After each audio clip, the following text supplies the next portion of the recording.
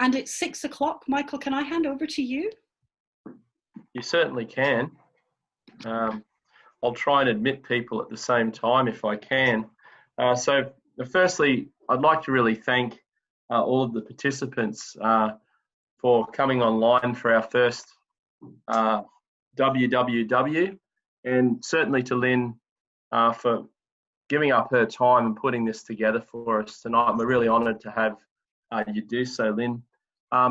Learning Difficulties Australia, many of you obviously would be members. Some of you may not be members.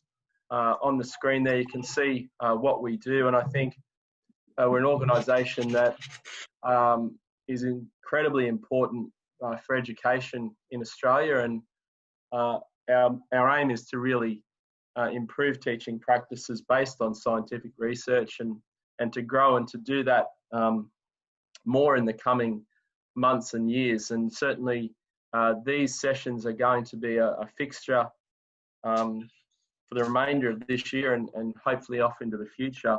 We've got David Morkunis next week talking about spaced practice and interleaving. I do apologise that we haven't promoted that yet. The reason being we've had a lot of difficulty upgrading our license with Zoom, and that's been an ongoing problem. So it's highly likely that the next one David will record, and we'll have a YouTube channel that it will go up at 6 p.m. next Wednesday. So we will be putting out the rest of the scheduled speakers for the remainder of the term, and then next term for the remainder of the year. So we do have some great speakers, local and international, coming. We thought we'd start with one of the very best, with Lyn. So I'll hand over to Lyn, and thanks so much again, Lyn, and also to everybody, and enjoy the session today. Huge pleasure. Thank you so much, Michael. And I've actually stopped sharing my screen. And I just realized that I can, while I've got my PowerPoint going, that I can let people in. So I let a whole load of people in while you were talking. It's exciting. But there's more. In the waiting room, we're past the 100 mark already. I'm letting them in. Absolutely super. Just a couple of admin things before we start. If you could possibly, I love to see your faces, so keep your cameras on because I love that.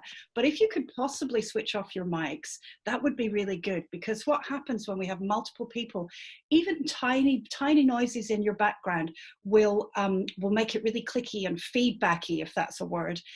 So if you possibly can, turn off your mics, and then you know, it'll be quite smooth.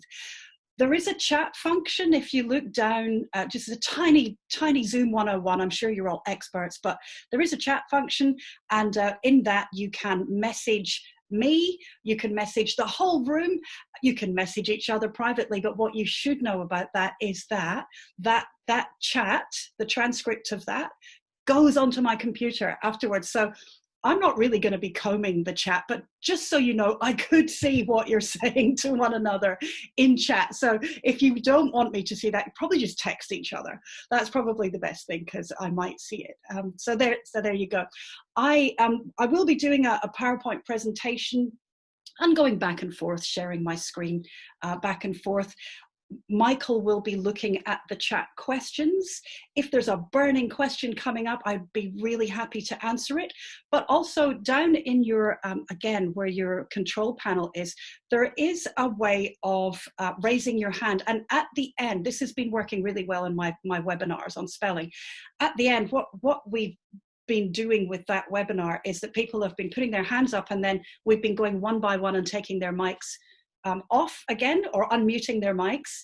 And then there's a sort of system there where I can answer your questions one by one. So I'm going to do that at the end. So yes, somebody's already got their hand up. That is brilliant. I'm not going to stop the presentation if you've got your hand up. If it's something where you need me to stop and answer a question, and sometimes that happens, then if you could type that in the chat, Michael will interrupt me. Is that all right, Michael?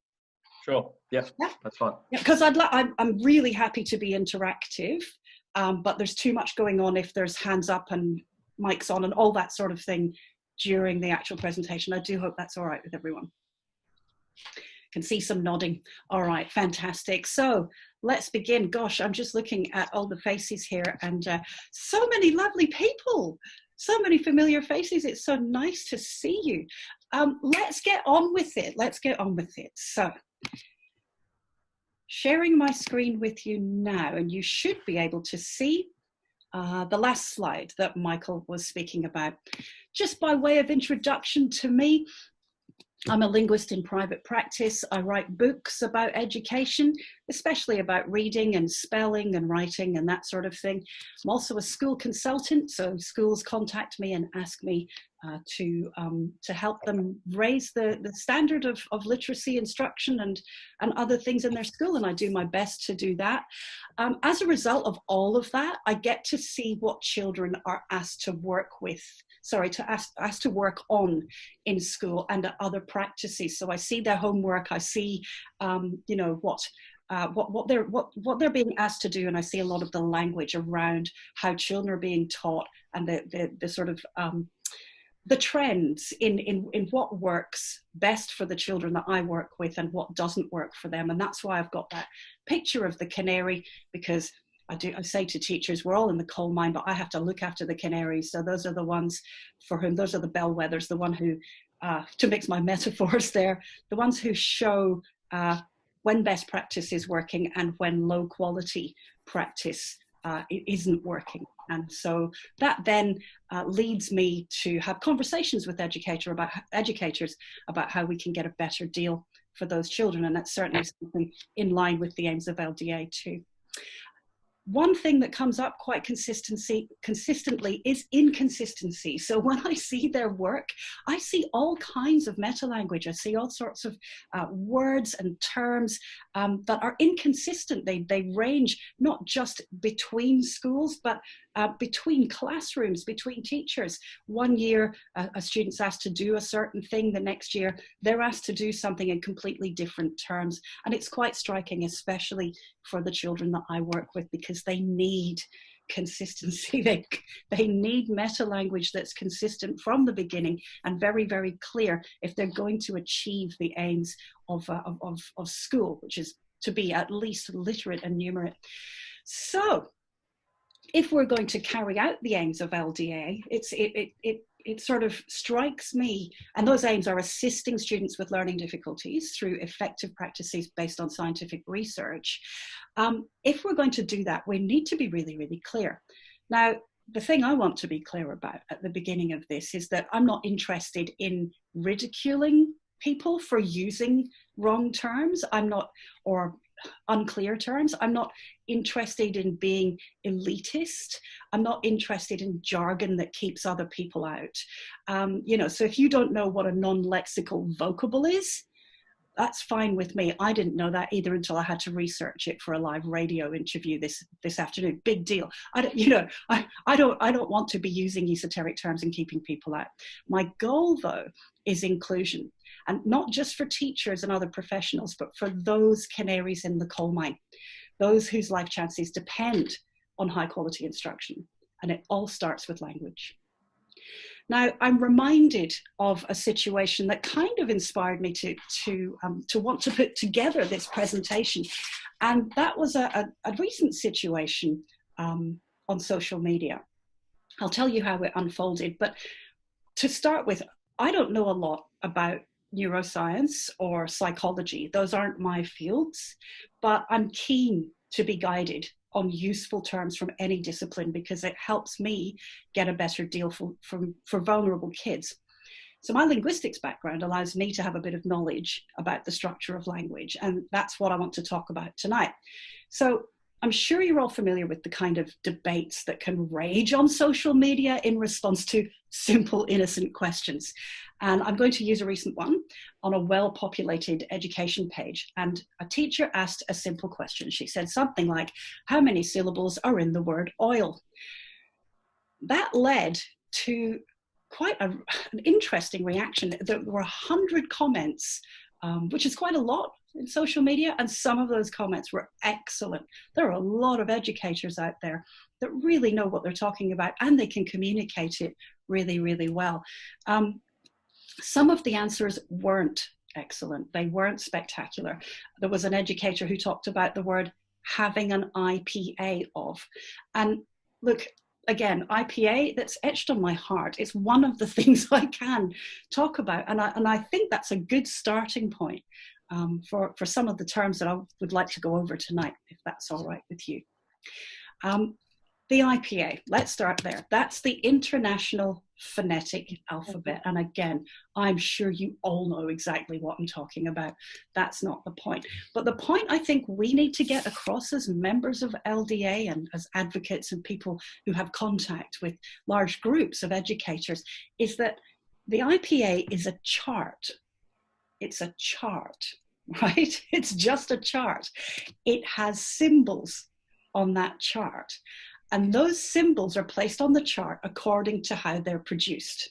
Yep, according to how we say them.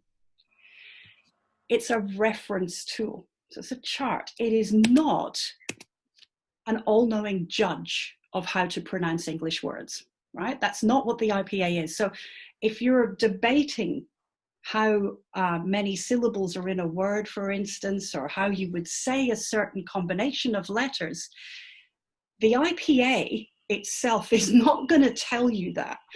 There may be a dictionary that uses IPA notation, and the higher quality the dictionary, the more variants it will give you using the IPA, but it's not the judge of how we say things. So that's the first thing. I think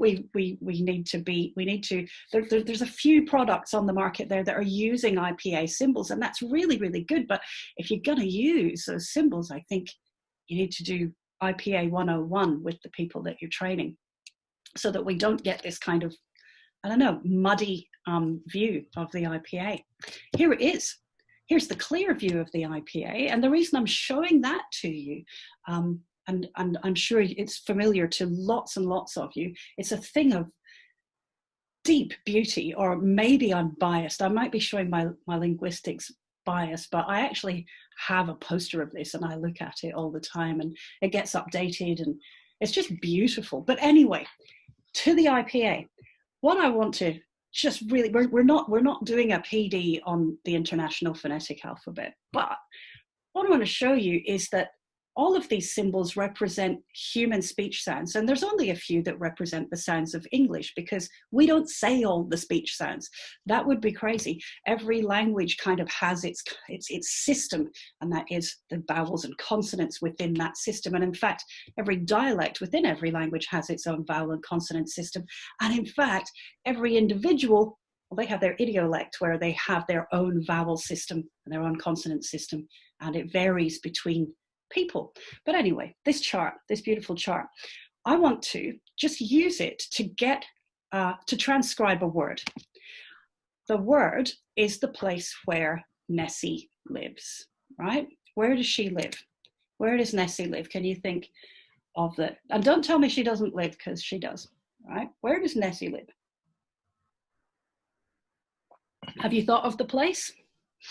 It's a place, it's a lake, and it's a little bit like Lake Ness, but it's this word here, the word before Ness. So I want you to think about that. How would you transcribe the word Ness? No, rubbish. The word before Ness. I'm not going to say it, right? We all agree on how to transcribe Ness, I think. I don't think there's too much variation there. But if we go back to the IPA, let's look at the first sound in that word, which is l. So we have a lateral approximant here, l, and then there's a vowel, and we'd probably be agreed that we're down here with a back rounded o vowel. So this is the vowel quadrilateral, which tells us how vowels are placed and rounding and so on from the IPA. And then it's the third phoneme that I'm really interested in. What would you choose? What would you choose? If I'd thought about it in time, I'd have actually created a poll for you. Choose, what's the third phoneme in this word that goes before Ness, where Nessie lives? What did you all choose, I wonder? Well, most of you, I'm imagining, because I think I'm speaking to Australians, most of you would have chosen a velar plosive. So velar means that you've got your soft palate That's the back of your mouth there. And you're making an exploding sound by building up air between your the back of your tongue and your palate, and you're going like that. Yep, Loch Ness. But I'm Scottish. And actually, I use a velar fricative there. I say loch. And so I don't explode that sound out. I hiss it out. It's a fricative for me. So therefore, if I were transcribing Loch Ness, I would transcribe it differently from you, because transcription is about the transcriber. And I think that's what we... Sorry, I heard someone say something. Was that a question, Michael? Nope. Fair enough. All right. Everybody's saying loch. Yes, I am biased. It's true. Everybody's saying loch. I'm just looking at the chat to make sure. Yeah.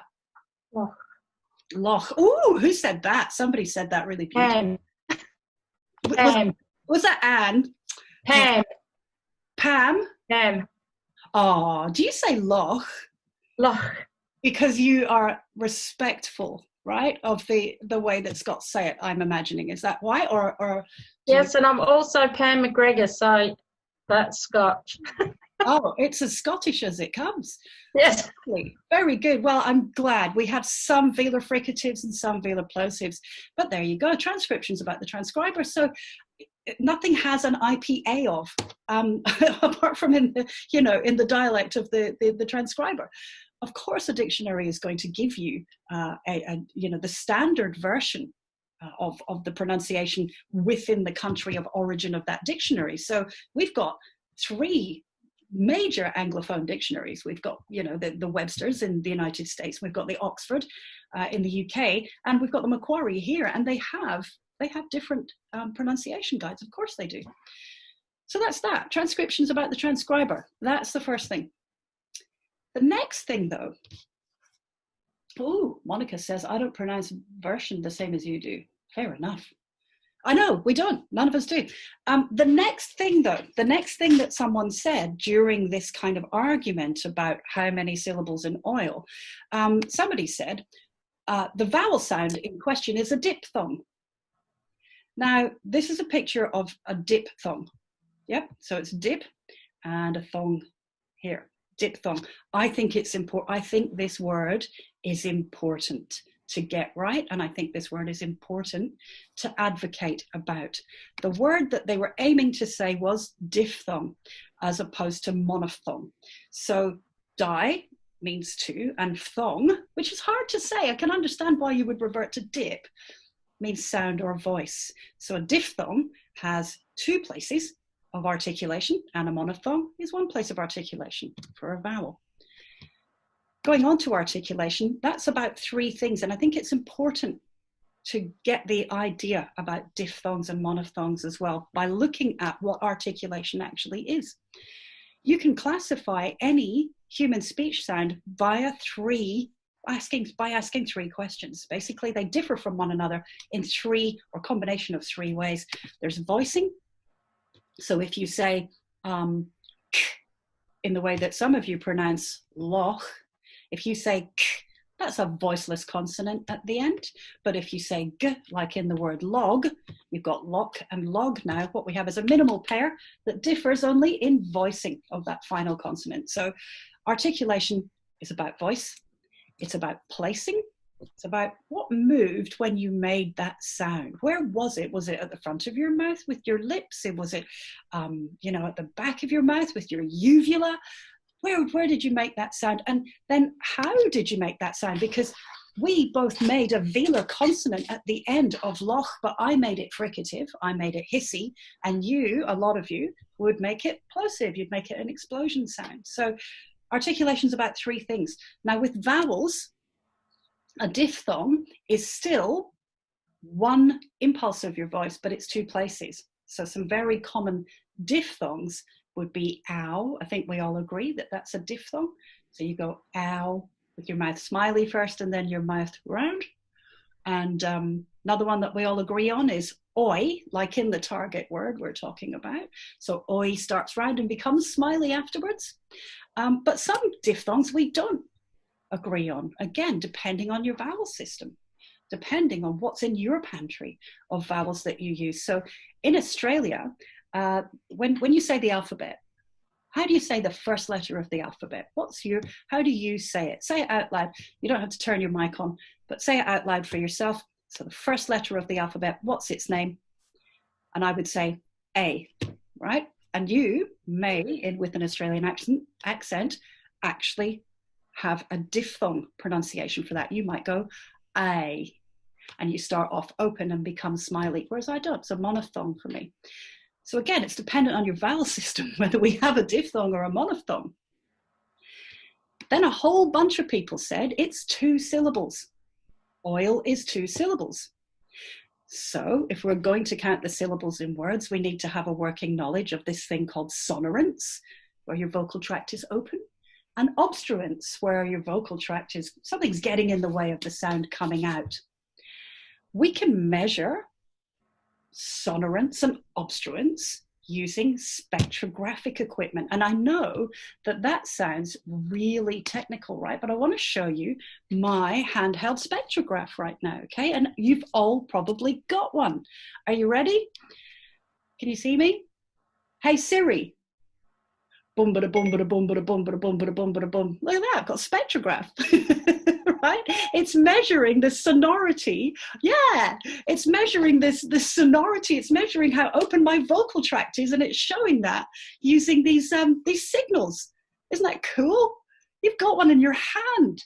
So that so when you've got those peaks there, that's your vocal tract nice and open, and when you don't have those peaks, well, that's your vocal tract closed in some way. And roughly we can divide those things into vowels and consonants, right? Roughly we can divide them into vowels and consonants. So back to screen share for a seckie. Hopefully I'm able to do that efficiently. So we can measure sonority using spectrographic equipment, and spectrographic analysis is one of the most widely used techniques for studying the acoustic and phonetic characteristics of different phonemes in language, and it's actually quite fascinating. So there's our rough spectrograph there. But when you measure sonority, when you measure these peaks, you can have that printed out on a sonogram, right? So a syllable, and this is where the arguments broke out as well, and I think we should all know this. A syllable is a voice impulse that can be preceded or followed, right, by a sequence of segments. So, but it's the impulse of the highest sonority, right? So it can have other impulses. It can show up as other things with less sonority as it goes on. So the very middle of that impulse is the nucleus of your syllable, right? And a syllable can be followed and preceded by other things. The peak of a syllable is often a vowel, often, not always. And actually, there are some linguists who place these sounds in a hierarchy of sonority. But certain consonants can also be that impulse. They can have that peak sonority. So they're known as syllabic consonants. So if you try saying the final syllable in the word chasm or rhythm or bottle, you'll see that you have 2 syllables in each word, and the second syllable is a consonant. There's a consonant that's making that peak. You could try it with Siri right now and measure your sonority of each of those syllables, right? So syllables are actually about peaks. Peaks show sonority, syllabic consonants are sonorant, right? And diphthongs are also quite high up on the sonority scale. So if you place a diphthong next to a syllabic consonant, like oil, all hell breaks loose. And that's, again, why I think we need to be really clear about the terms that we're using. Because then all these amazing theories came out during this chat about, it's 1 this and 2 that and so on. It's all about sonority. And that's actually easy to convey to students as well. So the other thing about all of these arguments and the meta-language that we use, the language we use to talk about language, is how you say it as an adult with your completely intact vowel system and consonant system is not as important as how the person you're teaching says it. So there may be variation between how you say it and how your student says it. So it varies between people, but it doesn't vary within individual systems. So if they say soil, oil, boil, yep, to rhyme with royal, then they will say all the oil words like that. Me, I have a different system. I would say soil, 1 peak, royal, 2 peaks. They vary between people, but not with systems. So then you would, if you were teaching me, want to separate those 2 families. I hope that makes sense. So yes, somebody said it rhymes with royal. Well, maybe for you it does, but you have to check with the people that you're teaching. You have to check with the people that you're teaching. So how many syllables in royal in your system? I'd be really interested to see. We can actually do some votes on this. Do you say 2 syllables for royal or not? Does it rhyme with oil? I don't know, but I would want to make sure that the kids I'm teaching, I want to make sure I know what they're saying so that I can group those words together. Yep, lots of versions. Oh, not royal. There are very few people, I think, that would say that with 1 peak, right? Royal. Kind of hard to say it. I'd have to force that out. What I meant was soil. 1 peak or 2? I don't know, but but we need to find out from the people that we're actually teaching what they say and teach to that. Yeah, lots of votes for 2, lots of votes for 1. Royal and royal are homophones for me. I know, Monica, they're not for me though. Roiling good time. All right, so while we're on the subject of 2 things though, there's another thing that I want to talk to you about. So there was diphthongs, but also, and now we're off that subject of oil and so on. I won't go back to that conversation, but I'll happily have the conversation here. While we're on the subject of 2, di means 2, just like in diphthong, and graph, well, that means a thing which is written. So I see some misconceptions around the meaning, the pronunciation, the spelling, and the use of the term digraphs. So I want to do a really quick thing on this, and these slides will be available for you as well afterwards as a PDF. So digraphs, 2 letters used to represent 1 sound, and people start mixing them up with diphthongs. Digraphs are to do with the written language. Diphthongs are to do with spoken language. It comes from Greek di, meaning twice, and graph, meaning something written. So we also in that family have dichotomy, which is a division or contrast between 2 things. Or we have dilemma, a difficult choice between 2 things. We have dioxide, an oxide containing 2 atoms of oxygen in its molecule. Or we have diphthong, a sound formed by the combination of 2 vowels in a single syllable. So, and then we have graph, like biography, autograph, photograph, and so on. So those are digraphs. Now, a lot of the time, I see diagraph.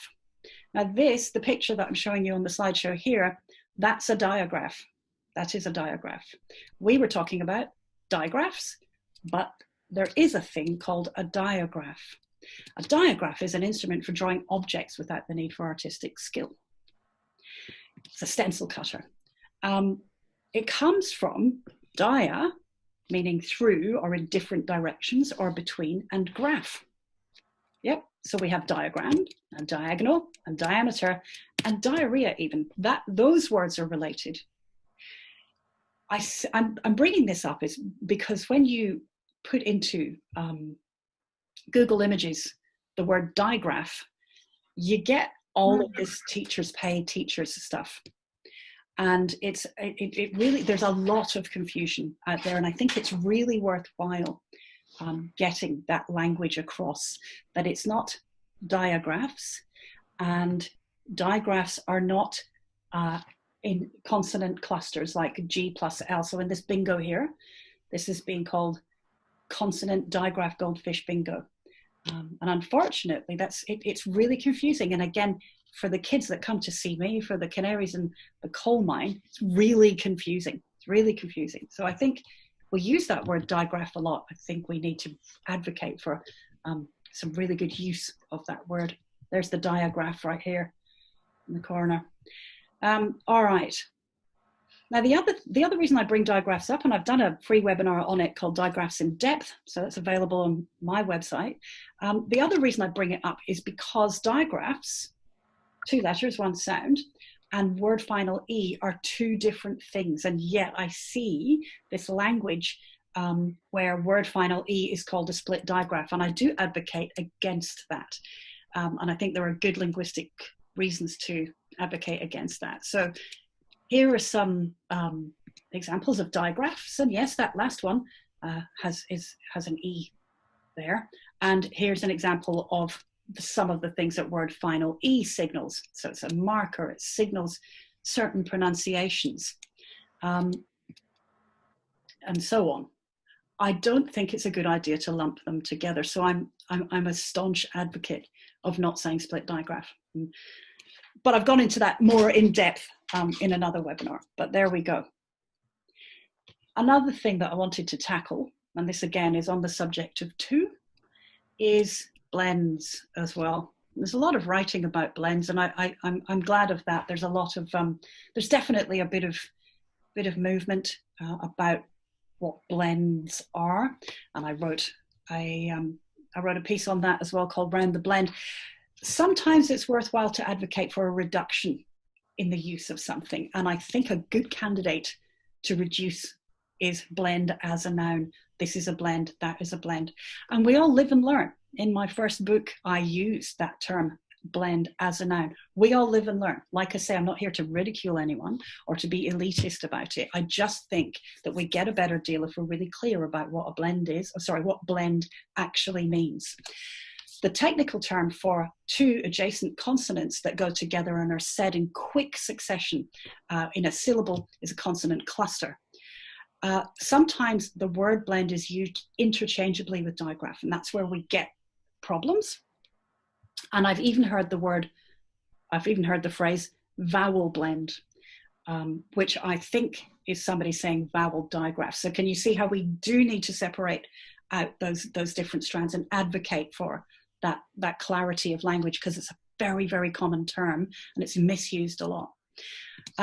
Blend as a verb should remain, and that's actually one of the keys to synthetic phonics. And we'll do a tiny bit on synthetic phonics at the end, although I think I'm probably preaching to the choir when I talk about synthetic phonics, but there you go.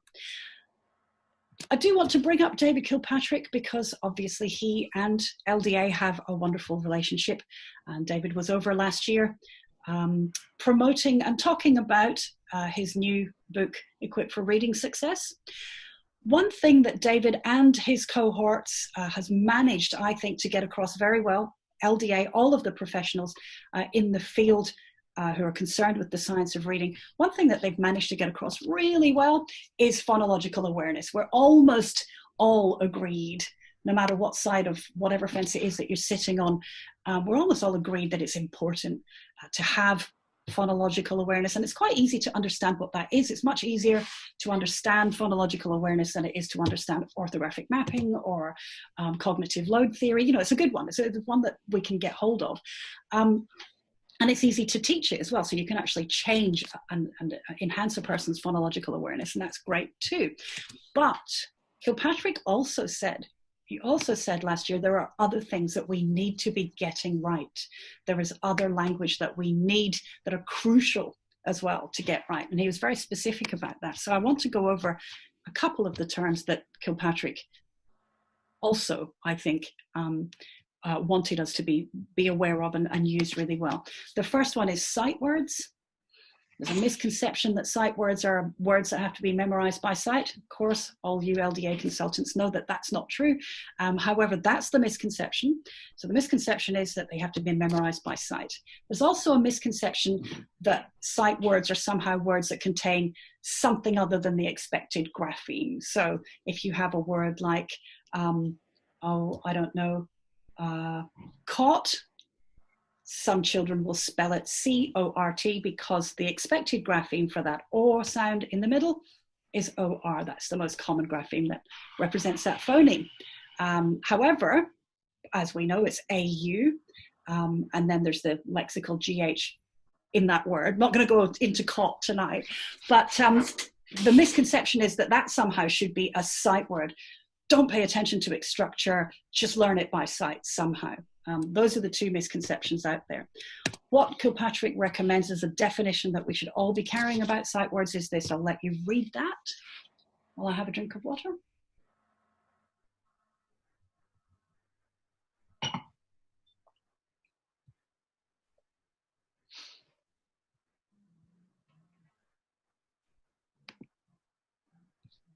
All right, so everybody read that? Yes. Good, marvelous, thank you. Yes, and he said that last year as well in his talks in Australia. So it's a word, it doesn't matter if it's supercalifragilisticexpialidocious, it doesn't matter if it's the word straight or the word chumley or fanshawe spelt in those weird ways, right? A sight word is a word instant. You're not sounding it out, you're not guessing. That's a sight word. As opposed to irregular words. So again, those terms get used interchangeably, and I think we need to advocate for not doing that. There's a misconception that irregular words are words that are not spelled according to logic. Now, as you and I know, all spelling is logical. It is. It just needs to be explained well. It's logical. So, in fact, in my view, there aren't such things as irregular words, but there are words which are spelled without going to the expected grapheme, like cot, right? The recommended definition that Kilpatrick talks about is words that cannot be easily sounded out. Words that cannot be easily sounded out. So a child in their first few years, having not learnt the extended code yet and not enough about etymology and morphology, may not be able to sound these words out according to what they've already learned. That's a good definition of irregular words. Kilpatrick talks also about what written words are, and they're meaningful strings of letters. I think that's a good quote from Kilpatrick too about all of this. It's all meaningful. It's just that the meaning may not have been explained yet, and so we can call them irregular until their regularity is pointed out. All right, so that's irregular words. Going to end up very shortly. I'd just like to talk a tiny bit about phonics. We all know what phonics is. That's absolutely fine. And in fact, there's a lot of movement in schools to teach phonics, and there are companies falling over themselves to produce phonics things and phonics packages and so on. The mark of a good phonics program is one which is systematic, and I think it really is important for us to advocate for this systematic bit. If you're using phonics, is it according to a system? Do you have a system? Do you know where you're going? What's your scope? How do you know when you've actually delivered what you need to deliver to these children? Is there a sequence? Do you know what order would work best for the largest amount of people? That's what systematic phonics is. And of course, synthetic phonics. Does your instruction contain modeling and coaching of blending and segmenting? Blending as a verb, segmenting as a verb. So do you coach them to put these graphemes according to the phonemes of their spoken language into larger and larger constructions? Is there enough coaching doing that? And that's what systematic and synthetic means with phonics. That was my last word, because here's the thing.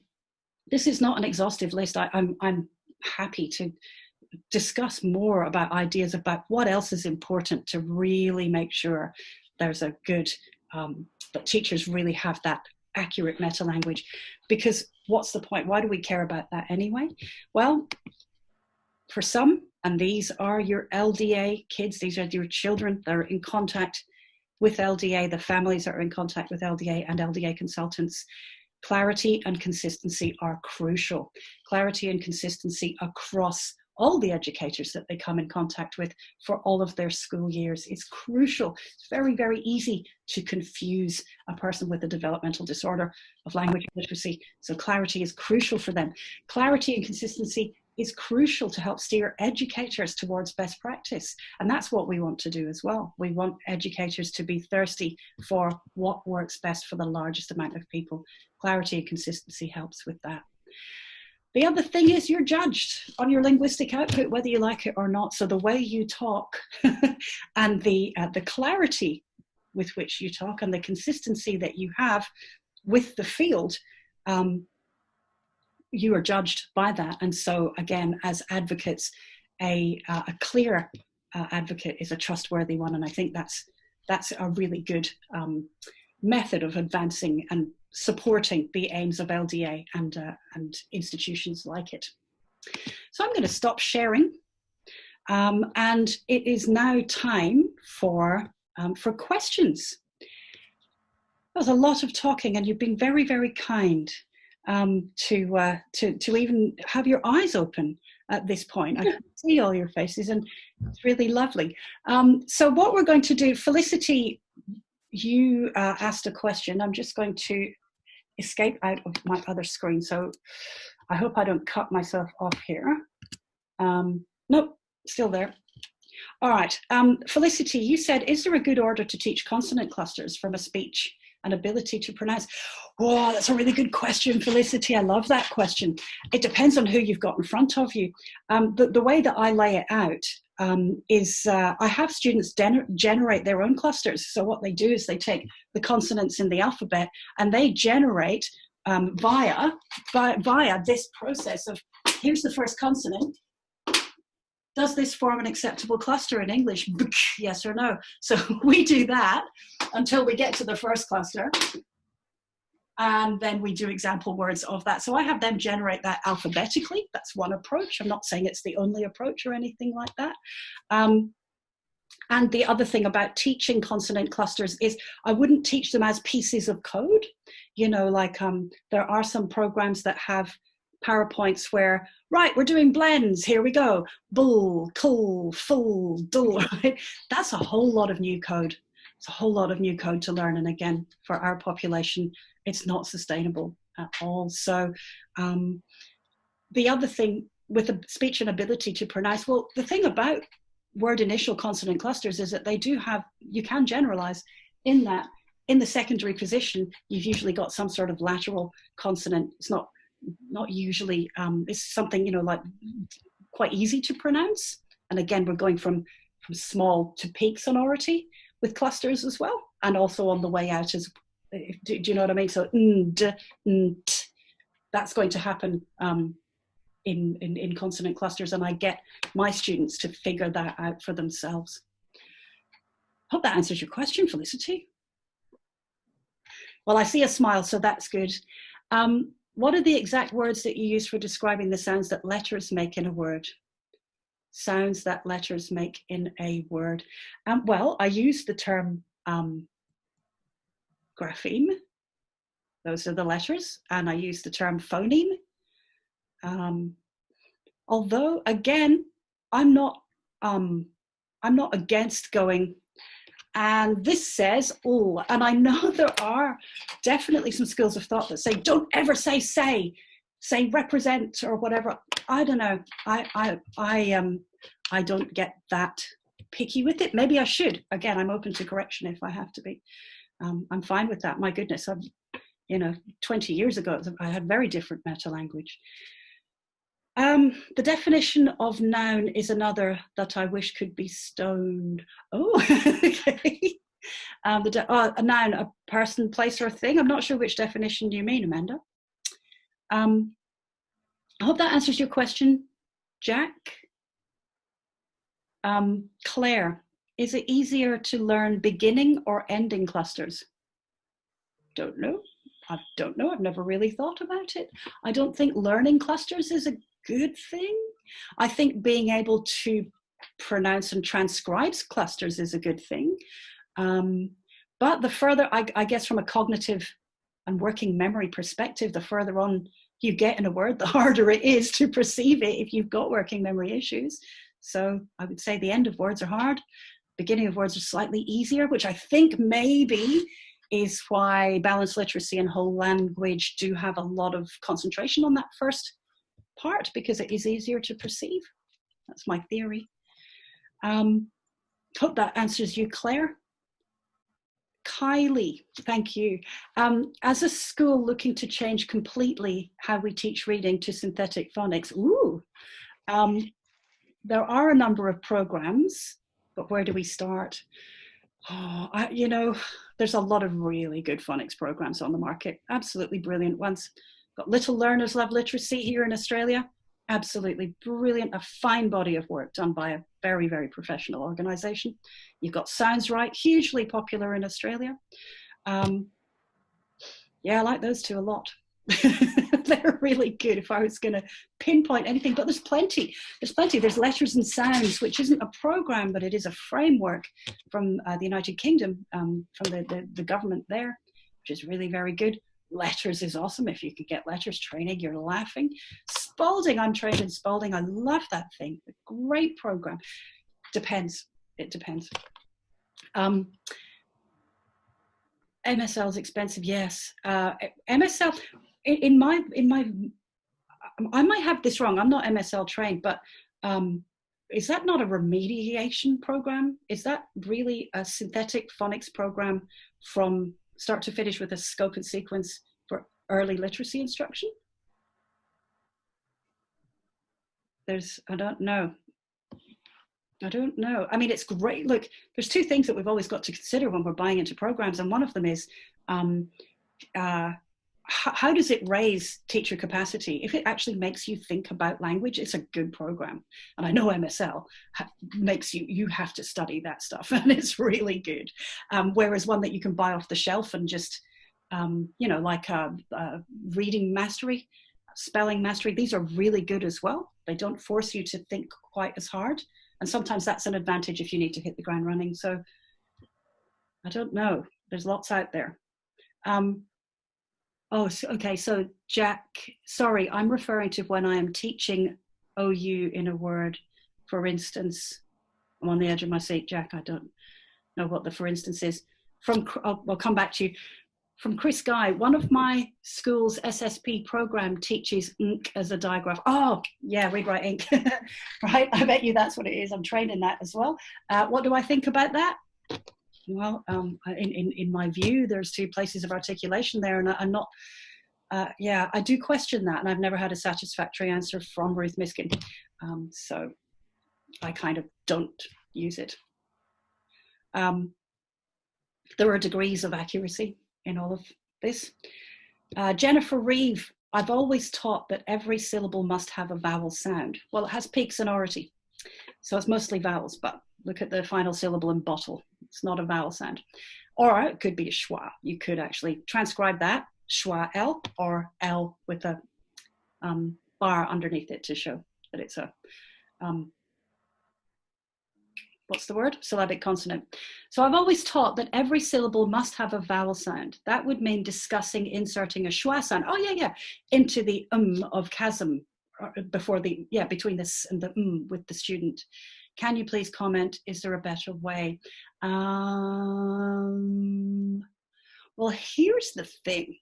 With those ism words like chasm and schism and so on, I'm happy to approach that sort of thing from a vocabulary point of view. I do teach schwa, and I think it's an important part in a sequence of teaching and learning, that schwa is understood, that mid-central relaxed vowel in an unstressed syllable is understood. And so therefore, if I've taught schwa, awesome. I teach the consonant plus L syllabic consonant syllable as a type of syllable. Not that I'm into syllable types so much, but within the framework of final silent E being that signal where orthography and phonology interact with one another quite strongly, I teach it there. That's all I can really sort of say on that. You would take it, I suppose, case by case if it's not part of your system. So if you're using a system that deals with that, awesome. That's really good. Claire is saying Hegarty. Yes, I know that Hegarty does do some work with consonant clusters that some people have been questioning, but because I'm not across all of the Hegarty materials, I can't comment too much on that. Perhaps someone else would like to. Again, it's a good phonological awareness scope and sequence, so it's got that going for it. Not sure, very hard to find out. From 08101923, nice name, PLD Literacy Western Australia has a program that has a scope and sequence from prep to grade 6. Cool, I'm going to write that down. I'd like to see it. So that's is that widely available? Is that something that's a PDF that people can access? Initial Lit from Multi-Lit. Oh, absolutely. Gosh, I can't believe I didn't mention them. See, that's the problem with mentioning programs by names. Of course, all the Lits, anything from Macquarie University, high quality stuff. I did OGMSL training with Ron Yoshimoto. Lucky you, Kate. And that was for whole class. Right. Small group and one-to-one. Amazing training. But yes, expensive. I suppose you get what you pay for. Ron's good. Sarah, MSL and OG both have clear scope and sequences. Good. That's the information I wanted. Hi, Sarah. Are the programs you named suitable for older learners? Can you recommend an excellent phonics program that is not presented for younger students? Don't know, Daryl. I think there'd be lots of people on here that would have really good advice about that. So I'm happy to take suggestions from them. MSL is an approach rather than a program. It uses synthetic phonics. Oh, cool. That's good, Wendy. Thanks. I have had the teachers cover it up. I'm not sure what you mean, Chris. Zoe B, MSL wouldn't be good for someone starting out. You have to make all your own resources. Ah, okay. Yeah, as they say, it's an approach, not a program. All right. Felicity, OG teaches ink, ank, onk, and probably ing, ang, ong, then as a letter pattern. Depends again on the metalanguage. I mean, I do quite a lot of work on the all family with children, ALL. That's not one. It's not one phoneme, and I don't ever say that it is, but by golly, there are a lot of common words with that letter pattern, and I do work on that because I want them to unitize that as a letter pattern. That is something that I do work on. Monica, it must have a vowel spelling, apart from in words like rhythm and chasm and so on, but yes, but sometimes we swallow the vowel sound into a syllabified sound. Hooray for teaching schwa. Yes, you're right, Monica. And a plug for Sounds Right. Thank you, 0851-7210. Sarah, Hegarty is great for whole class. Yep, cool. Yes, Hegarty is good for whole class. I have heard that. Chris, we use PLD scope and sequence for spelling. Great, I'll get onto it. Zoe, have seen amazing results from using Hegarty. I'm so glad.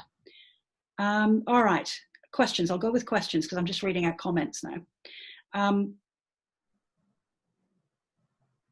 Okay. Does anybody want to say a voice question? If you do, there's a put your hand up thing, or look, I don't care, I trust you all, just unmute your mic and ask a question. Whoever makes the most noise, it will go to you. So if you would like to say something, now's the time. Ooh, quiet. Are you still there, Michael? You're awful quiet. I'm still there. Oh, good. I'm trying to be quiet. I don't want to disrupt everybody. You're really good. There is a guest with their hand up, but I'm not sure whether they want to say something or not, because their hand's been up for the whole thing. It's you again, 08101923. Are you from Star Wars? Anyway, your hand's still up. So what I'm going to do is unmute you. If you would like to ask a question, go ahead.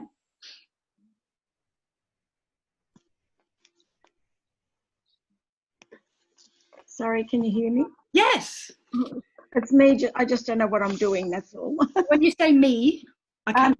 My name's Karen, and I work in Mildura, in northwest Victoria. Okay. So I came in as my Edgemail number, so that's why. You are? Okay. Hi, Karen. So yes, we work with we've started using PLD resources through our whole. Well, we're starting with Prep 1 to start with, and we've got decodable text. We've got very low kids in prep who are more like kindergarten, so we've got started with the early years now, so that we're starting with that before they get to even reading, so because they're not ready. So we're doing all the phonological awareness stuff, and it's really starting to show progress. Wow. Considering low kids. Like we'd have 70% of our kids really, really low. Fantastic. Yeah, so it's really good. It's very, it has a really good scope and sequence right through to grade 6, which is good. Like it covers pretty much everything. She provides webinars and lots of stuff as well. And Who is she? her name's Diana Rigg. Oh, right. Yes. So yeah. Top flight stuff. So you probably do know her, but Absolutely. but yeah. So we're very happy with what we've done so far. It was a big change. We had to do a lot of work to get things moving, but it's going to slowly seep through the whole school. Hopefully, we just need some more whole school training, I think, for the linguistic side of things to make sure everyone pronounces things correctly and sounds and Metalanguage. phonemes correctly. We're working on that. We've got a full-time speechy as well at our school, so which is really good. Can't recommend that more highly for Oh school. no, it's fantastic. Yeah. Yeah. So I'm sorry I had my hand up the whole time, but you know, I didn't know what I was doing for Zoom. I know what WebEx is, but I'm not good on Zoom yet.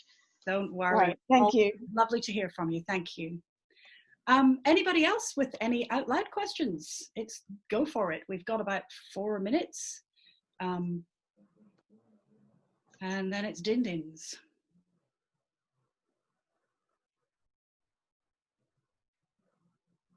Well, Michael, I don't know. I think there's we may have answered all the questions or tired everybody out, or we just have 112 shy people. Who knows? Who knows? Did I have some form of announcement? No, I can't remember now. Oh, yes. So this will be recorded. This is being recorded, and an upload of that will happen on, well, I'll send the link to LDA, and I'll put that on my website if LDA doesn't mind. Here's what you have to know about this, right? It takes ages. It takes ages. So when I finish this, Zoom it takes so long, especially if people are streaming stuff in my household, right? So it takes a really long time. Then I've got to watch it to make sure that it's all okay. So that takes a while. And then I've got to convert that to an MP4, and that takes a while. And then I've got to upload it to YouTube, and that takes forever. So the best thing to do is check back with LDA, check back on my website. It will be uploaded possibly before the end of the weekend, barring any cataclysms, but there's no guarantees in life. So there you go. The PDF of the slides, that'll go up quickly, but not tonight. I'm off to have my din-dins. So if that's it. Thank you. Thank you, No, Lyn. I just thank you, Lyn, on behalf of the group for a wonderful session tonight. And we really appreciate you giving up your time like this. And as you said, the recording will be up. We will have a YouTube channel live in the next few days for LDA, and all of the weekly recordings will go up there. As I said at the start, every Wednesday at 6 p.m. We will be putting on a webinar with a variety of speakers. So but thanks so much, Lyn, for being our first, and to everybody for attending tonight. Thank you so much. My great pleasure. Thank you, Michael. Thank you. Thank you. Thank you. Thank you. Good night, everyone. Good night. And thank you, Michael. What a great admin you are. Do you want to know? Oh, not really. I'm a very nervous admin, believe me. I didn't press the wrong button, so I was happy about that. I know, connectivity was good, I think. I hope it was good on everybody's end. Yeah, I think we had about 130. 130 at peak sonority, huh? At peak, yeah, that's right, because some people sort of went out. Quite a few people sort of left, but then came back in. Oh. So then I had to keep admitting them. So lucky you taught me how to do that, because otherwise I wouldn't have been able to do that. So Bit scary. yeah, but thanks so much for your time. I really appreciate it. It's got it off to a great start, this concept, and hopefully we can grow from here, you know, with some other speakers. But having you to start off with was a great coup, I think, for us. And You're very kind. so much. Yeah. I'm looking forward to seeing Mark next week. I hope you all come back for. Yeah. He's amazing. We'll let you go and have your dinner. Yeah. All right. Thank Goodbye, you. everyone. Thank All right. you. Bye-bye. Thank you. Bye.